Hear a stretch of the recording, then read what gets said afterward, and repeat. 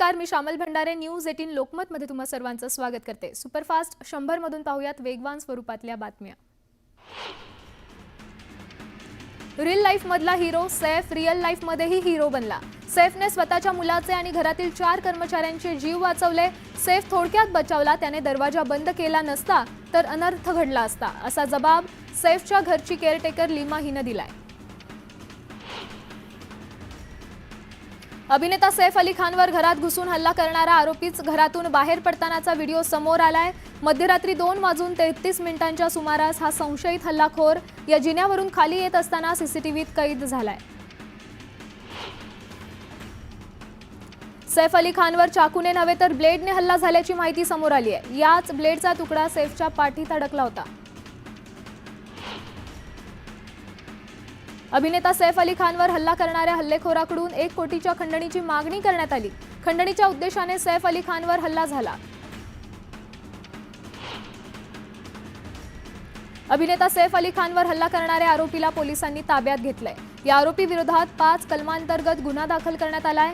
या प्रकरणाचा तपास सीआययू करणार आहे। सैफ अली खानवरील हल्ल्याप्रकरणी पोलीस तपास सुरू आहे, अशी माहिती मुख्यमंत्र्यांनी दिली। तर मुंबई देशातील सर्वात सुरक्षित शहर आहे, एखाद्या घटनेवरून आरोप करणं चुकीचं आहे, असा टोला फडणवीसांनी लगावलाय।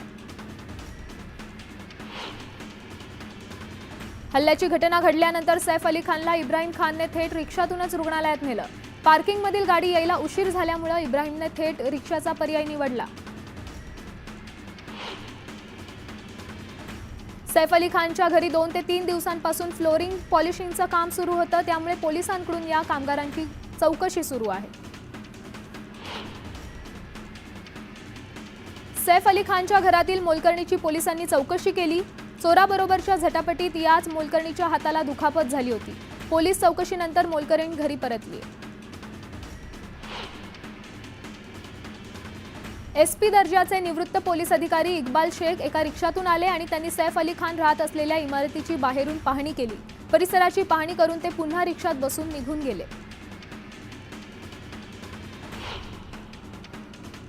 वाल्मिक कराडला खंडणीच्या गुन्ह्यात जामीन देण्यास सीआयडीने विरोध केला। जामीन मिळाल्यास पुराव्यांसोबत छेडछाड होण्याची शक्यता वर्तवण्यात आली आहे। दरम्यान खंडणी प्रकरणी शनिवारी केज कोर्टात सुनावणी होणार आहे। संतोष देशमुख हत्या प्रकरणात ज्येष्ठ विधिज्ञ उज्ज्वल निकम केस लढणार असल्याची माहिती सूत्रांनी दिली आहे। आज मुख्यमंत्र्यांच्या भेटीनंतर यावर शिक्कामोर्तब होण्याची शक्यता आहे। बीडच्या परळीतील आंदोलनादरम्यान मनोज जरांगे पाटील, सुरेश धस आणि संदीप क्षीरसागर यांच्या फोटोची विटंबना करण्यात आली होती। याच्या निषेधार्थ परभणीत सकल मराठा समाजाच्या वतीनं आंदोलन करण्यात आलंय। जरांगे पाटील, धस आणि क्षीरसागर यांच्या फोटोला दुग्धाभिषेक घालण्यात आलाय। सरपंच संतोष देशमुखांच्या हत्येच्या चौकशीसाठी पाचोऱ्यात मराठा क्रांती मोर्चा राज्य समन्वयक सचिन सोमवंशींनी उपोषण सुरू केलंय। दरम्यान कुटुंबियांना सरकारनं 1 कोटींची आर्थिक मदत द्यावी, अशी ही मागणी त्यांनी केली आहे। संतोष देशमुख हत्या प्रकरणातील आरोपी कृष्णा आंधळे नाशिकमध्ये असल्याची चर्चा आहे। नाशिक रोड इथल्या मुक्तिधाम मंदिर परिसरात कृष्णा आंधळे फिरत असल्याची अफवा उडाली।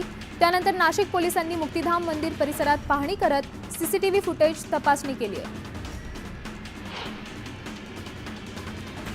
आकाश 17 ते 17 मोबाईल वापरत होता, अमेरिकेतून धमकी देत होता, अशी काहीही करू शकतो असा आरोप आमदार सुरेश धस यांनी केलाय। तर आकाचा बाका ठराविक 50 लोकांना रक्कम पाठवायचा, असाही आरोप धस यांनी केलाय। गंगा स्नानाबद्दल केलेल्या वक्तव्याचा विपर्यास केला गेला, असं स्पष्टीकरण भाजप नेते सुधीर मुनगंटीवार यांनी दिलं। चंद्रपुरात आयोजित करण्यात आलेल्या वातावरण बदलावरील आंतरराष्ट्रीय परिषदेत त्यांनी गंगा स्नानाविषयी वक्तव्य केलं होतं। महायुतीतील पालकमंत्रीपदाचा तिढा 8 दिवसांमध्ये सुटणार असल्याची माहिती न्यूज 18 लोकमतला विश्वसनीय सूत्रांनी दिली आहे। 8 दिवसात प्रत्येक जिल्ह्याचा पालकमंत्री ठरणार असून 26 जानेवारीला नवनिर्वाचित पालकमंत्री जिल्ह्यात जाऊन ध्वजारोहण करणार असल्याची माहिती आहे। 26 जानेवारीपूर्वी लाडक्या बहिणींना हप्ता मिळणार असल्याची माहिती महिला आणि बाल कल्याण मंत्री आदिती तटकरे यांनी दिली आहे। 3 ते 4 दिवसात या महिन्याचा हप्ता मिळणार असून या महिन्यात लाडक्या बहिणींना 1500 रुपये मिळणार आहेत। मंत्री गुलाबराव पाटील यांचे सुरक्षा रक्षक आणि मुक्तागिरी बंगल्यावरील सुरक्षेसाठी तैनात असलेल्या पोलीस कर्मचाऱ्यांमध्ये वाद झाला। पोलीस कर्मचारी आणि सुरक्षा रक्षकांमध्ये झटापट पाहायला मिळाली। यावेळी मंत्री गुलाबराव पाटलांनी मध्यस्थी करत वाद सोडवलाय। भाजपच्या राज्यस्तरीय अधिवेशनानंतर शिर्डीत आता राष्ट्रवादीचं 2 दिवसीय अधिवेशन होणार आहे। 18 आणि 19 तारखेला पुष्पक हॉटेलमध्ये हे अधिवेशन होणार। अजित पवार, प्रफुल्ल पटेल, तटकरेंसह मंत्री, खासदार, आमदार उपस्थित राहणार आहेत। जिल्हा परिषद आणि पंचायत समित्यांवर प्रशासकीय राजवट सुरू झाली आहे। अकोला झेडपी आणि पंचायत समितीचा कार्यकाळ आज संपलाय। त्यामुळे आता झेडपीचा कारभार मुख्य कार्यकारी अधिकारी तर पंचायत समित्यांचा कारभार गटविकास अधिकारी पाहणार आहेत। धुळे जिल्हा परिषदेचा कार्यकाळ आज संपलाय। त्यामुळे उद्यापासून जिल्हा परिषदेत प्रशासक राज येणार आहे। जिल्हा परिषदेचा कार्यकाळ संपल्यामुळे आता प्रशासकच झेडपीचा गाडा हाकणार आहेत। जिल्ह्यातील 4 पंचायत समित्यांमध्ये देखील प्रशासकाची नेमणूक केली जाणार आहे। बारामतीत खासदार सुप्रिया सुळे आणि खासदार सुनेत्रा पवार एकाच मंचावर आल्या। यावेळी सुळे आणि सुनेत्रा पवारांनी एकमेकींसोबत संवाद साधल्याचं पाहायला मिळालं। बारामतीत विकास कामांची पाहणी केल्यानंतर पर्यावरण मंत्री पंकजा मुंडे भारावून गेल्या। उपमुख्यमंत्री अजित पवारांच्यासह वक्तशीरपणाचंही मंत्री पंकजा मुंडेंनी तोंड भरून कौतुक केलं। राज्याचे अन्न आणि नागरी पुरवठा मंत्री धनंजय मुंडे परळीत प्रभू वैद्यनाथाचं दर्शन त्यांनी घेतलं। यावेळी त्यांच्या समवेत राष्ट्रवादी काँग्रेसचे पदाधिकारी उपस्थित होते। यावेळी त्यांनी मंदिर परिसरात सुरू असलेल्या कामाचा आढावा देखील घेतलाय। मीरा भाईंदरमध्ये बांगलादेशी नागरिकांच्या घुसखोरीनंतर श्रीलंकन नागरिकही दिसायला लागलेत।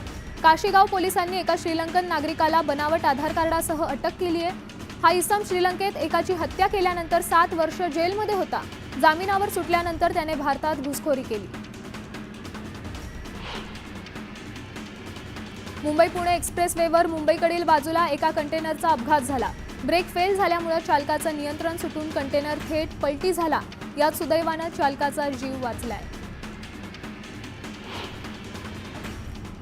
नवी मुंबई रेल्वे स्थानक परिसरातील नागरिकांना अनेक समस्यांना तोंड द्यावं लागतंय। या विरोधात रिपब्लिकन पक्षाच्या वतीने स्वाक्षरी मोहीम राबवण्यात आली। अपंग आणि ज्येष्ठ नागरिकांसाठी स्वयंचलित पायऱ्या आणि लिफ्टची सुविधा उपलब्ध करून देण्याची मागणी करण्यात आली। पवईतील मराठी शाळा दुर्गादेवी अचानक बंद करण्याची नोटीस आल्यामुळे पालकांनी आक्रोश केला। रस्त्याचं काम सुरू असल्यामुळे भिंतीला जेसीबीचा धक्का बसून काही भाग खचलाय। त्यामुळे ही नोटीस बजावण्यात आली आहे।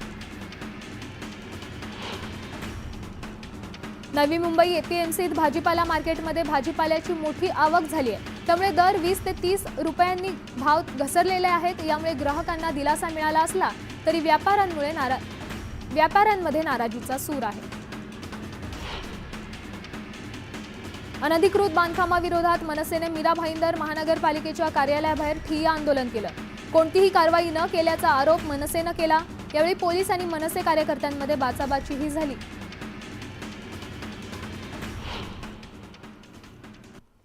दोन 2016 मधील कविता बडाला हत्या प्रकरण याबाबत एक मोठी माहिती समोर येते। कविता बडाला हत्या प्रकरणातील 4ही आरोपींना जन्मठेपेची शिक्षा सुनावण्यात आली आहे। वसई न्यायालयानं सुनावली ही जन्मठेपेची शिक्षा। आर्थिक व्यवहारातील वादातून ही हत्या केली गेली होती असा आता माहिती समोर येते।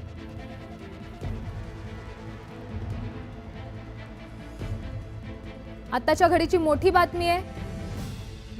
2016 मधील कविता बडाला हत्या प्रकरणाशी संबंधित ही बातमी आहे। 4ही आरोपींना जन्मठेपेची शिक्षा सुनावण्यात आली आहे।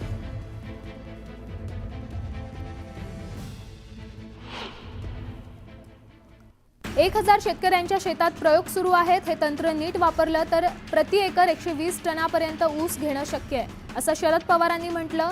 तर ऑक्सिफाईड आणि मायक्रोसॉफ्टची मी अंतःकरणापासून आभारी आहे असंही पवार म्हणाले। चाकण शिक्रापूर रस्त्यावर भरधाव मालवाहू वाहतूक कंटेनरने 10 ते 12 गाड्यांना चिरडलं। यात अनेक जण जखमी झाले असून अपघातात मोठी वित्तहानी झाली आहे। पिंपरी चिंचवड पोलिसांच्या गाडीचंही मोठं नुकसान झालंय। चाकणमध्ये माल वाहतूक कंटेनरचा पाठलाग करून पकडण्याचा पोलीस अधिकाऱ्यांनी प्रयत्न केला। त्यानंतर पोलीस आणि स्थानिकांनी डंपर अडवला, कंटेनर अडवला। संतप्त स्थानिकांनी कंटेनर चालकाला चोप दिलाय। यानंतर पोलिसांनी चालकावर कारवाई केली। चाकण शिक्रापूर अपघात प्रकरणातील कंटेनर चालकाला झालेल्या मारहाणीत तो गंभीर जखमी झालाय। चालकाची प्रकृती सध्या चिंताजनक असल्यामुळे त्याला पुण्यातील ससून रुग्णालयात हलवण्यात आलंय। धारावी पुनर्वसन प्रकल्पात मालाड आक्सा गावातील गावकऱ्यांनी विरोध केला। आमदार असलम शेख यांच्या नेतृत्वात गावकऱ्यांनी जमीन मोजणीसाठी आलेल्या प्रशासकीय अधिकाऱ्यांना हुसकावले। सिंधुदुर्ग जिल्ह्यातील चिपी विमानतळावरून मुंबईसाठी विमान सेवा सुरू करावी अशी मागणी उबाटा पक्षाच्या वतीनं करण्यात आली आहे। या मागणीसाठी मालवण इथं जोरदार घोषणाबाजी करत आंदोलन करण्यात आलं। या मागणीचा मेल केंद्रीय उड्डाण मंत्र्यांना करण्याचं आवाहनही करण्यात आलंय। अहिल्यानगर जिल्ह्यातील श्री सिद्धिविनायक मंदिर सिद्धटेक येथे अनधिकृतपणे उभारण्यात आलेल्या धनदांडग्यांविरोधात सकल हिंदू समाज आक्रमक झाला। अनधिकृत बांधकाम हटवण्यासाठी मोहीम राबवण्याचा निर्धार सकल हिंदू समाजानं केलाय। गेल्या काही दिवसांपासून कळंब शहरात गुन्हेगारी वाढली आहे, त्यामुळे नागरिकांमध्ये दहशत वाढली आहे। मात्र पोलीस या प्रकरणामध्ये लक्ष घालत नसल्यामुळे आक्रमक झालेल्या नागरिकांनी रास्ता रोको आंदोलन केलंय। व्यवसायाकरिता कर्ज उपलब्ध करून देण्याच्या मागणीसाठी नांदेडमधील सुशिक्षित बेरोजगार तरुणांनी मोर्चा काढला। युवा हक्क संघर्ष समितीच्या वतीने बँकेसमोर घोषणाबाजी करत बोंबा मारो आंदोलन करण्यात आलंय। बीडच्या रेल्वे स्थानकाला डॉक्टर बाबासाहेब आंबेडकरांचं नाव देण्याच्या मागणीसाठी गेल्या 3 दिवसांपासून जिल्हाधिकारी कार्यालयासमोर माजी सैनिकाचं उपोषण सुरू आहे। मागणी पूर्ण झाली नाही तर आत्मदहनाचा इशारा माजी सैनिकाच्या वतीनं देण्यात आलाय। यवतमाळ जिल्ह्यातील घाटंजी पंचायत समिती समोर बहुजन वंचित आघाडीच्या वतीनं पाण्याची आणि रस्त्याची समस्या सोडवण्यासाठी जलाभिषेक आंदोलन करण्यात आलं। यावेळी आंदोलनकर्त्यांनी जोरदार घोषणाबाजी केली। छत्रपती संभाजीनगरमधील कॅन्सर रुग्णालयातील कर्मचाऱ्यांना 18,000 रुपये देण्याचा निर्णय घेतल्यानंतरही 12,000 रुपये वेतन दिलं जात आहे। त्यामुळे कर्मचाऱ्यांना काळ्या फिती लावून कामबंद आंदोलनाचा इशारा दिलाय।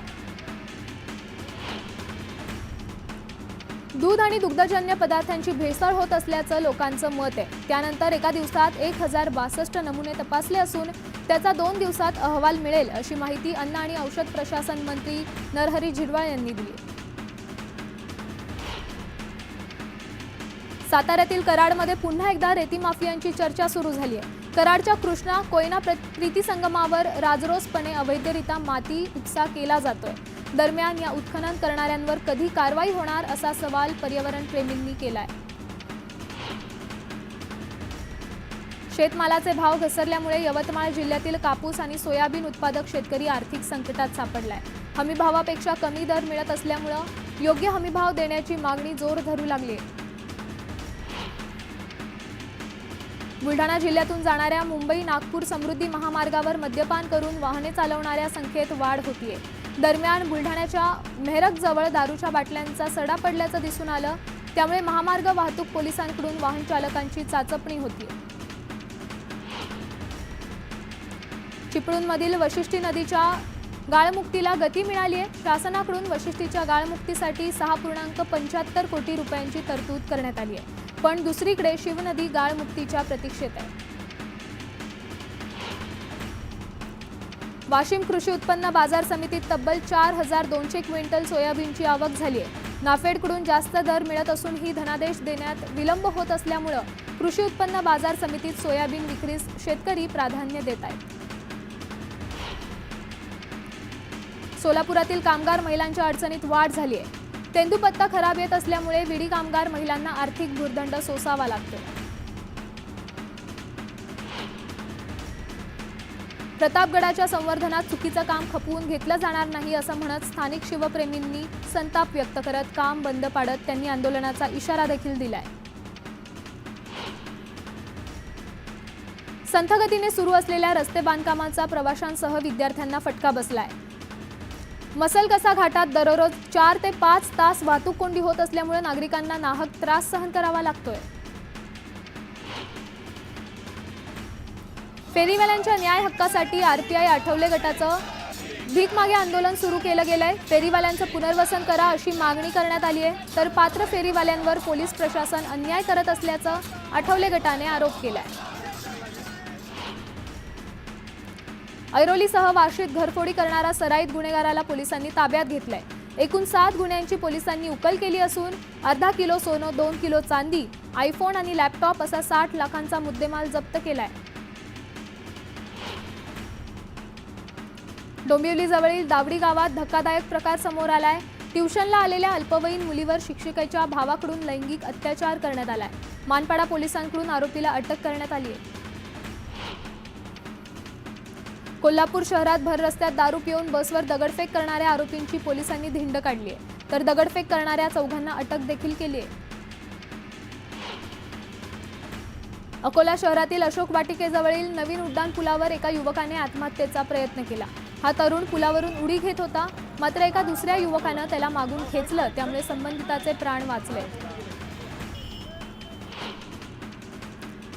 अकोल्यातील बाळापूर पोलिसांनी गावठी पिस्तूल बाळगणाऱ्या गांजा तस्कराला अटक केली आहे। कारवाईत पोलिसांनी गावठी पिस्तुलासह 14 किलो गांजा असा 4.5 लाखांचा मुद्देमाल जप्त केलाय। पुणे इंदोर महामार्गावर अपघातांची मालिका सुरूच आहे। येवल्याच्या कासारखेडाजवळ इंधन घेऊन जाणारा टँकर आणि ट्रेलरची समोरासमोर धडक झाली। या अपघातात 2 जण जखमी झाले असून अपघातानंतर टँकरमधून इंधन गळती सुरू झाली। अग्निशमन दलाने घटनास्थळी धाव घेत इंधन गळती थांबवली, त्यामुळे मोठा अनर्थ टळला। नागपूरच्या अंबाझरी पोलिसांनी नायलॉन मांजा विक्री करणाऱ्या 4घांना अटक केली आहे। या आरोपींकडून नायलॉन मांजासह हजारो रुपयांचा मुद्देमाल जप्त करण्यात आलाय। जालन्यात पिसाळलेल्या कुत्र्यांनी धुडगूस घातलाय। रस्त्याने जात असताना एका तरुणीच्या नाकाचा पिसाळलेल्या कुत्र्याने चावा घेतला। यावेळी तिची आई पुढे सरसावली असता तिच्या हाताचाही कुत्र्यानं चावा घेतला। दोघी मायलेकींवर रुग्णालयात सध्या उपचार सुरू आहेत। सिंधुदुर्गाच्या वैभववाडी शहरातील भारत पेट्रोल पंपात अनोळखी मृतदेह आढळलाय, त्यामुळे खळबळ माजली आहे आणि तरुणाच्या टी शर्टवर इस्बादेवी असं लिहिलंय। हा अपघात आहे की घातपात आहे याचा तपास पोलिसांकडून सध्या सुरू आहे।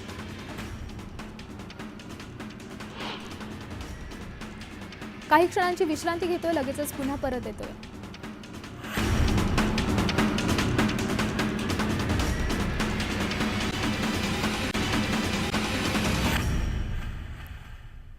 ब्रेकनंतर स्वागत, तुम्ही पाहताय सुपरफास्ट 100। भाजपच्या संविधान गौरव अभियानाचा पुण्यातून शुभारंभ झाला। शहांच्या विधानानंतर डॅमेज कंट्रोल म्हणून भाजपने देशभर संविधान गौरव अभियान सुरू केलंय। केंद्रीय मंत्री ज्योतिरादित्य सिंधिया यांच्या उपस्थितीत आज अभियानाचा शुभारंभ झाला। बीडच्या तिगाव ग्रामपंचायतीच्या वतीने हळदी कुंकवाचा कार्यक्रम आयोजित करण्यात आला होता। यावेळी उपस्थित महिलांना झाड आणि पुस्तक भेट देण्यात आलंय। महिलांनी वृक्ष संवर्धनासाठी पुढाकार घेण्याचंही आवाहन करण्यात आलंय। महाराष्ट्र शासन SNDT विद्यापीठ आणि सिटी युनिव्हर्सिटी न्यूयॉर्क यांच्या पुढाकारानं चंद्रपुरात वातावरण बदलावरील आंतरराष्ट्रीय परिषदेला सुरुवात झाली। ही परिषद 3 दिवस चालणार आहे। नागपुरातील रामन विज्ञान केंद्राच्या परिसरात सायन्स एक्स्पो उद्घाटन करण्यात आलंय। या प्रदर्शनामध्ये 16 संस्था सहभागी झाल्या आहेत। दरम्यान 19 जानेवारीपर्यंत हे प्रदर्शन खुलं राहणार असून दररोज विद्यार्थ्यांसाठी चर्चासत्रांचं आयोजन करण्यात आलंय। अमरावती जिल्ह्यातील तळेगाव दशासर भागात कृषक सुधार मंडळाने शंकरपाटाचं आयोजन केलं। या शंकरपाटात विविध प्रजातींच्या बैलांनी सहभाग नोंदवला।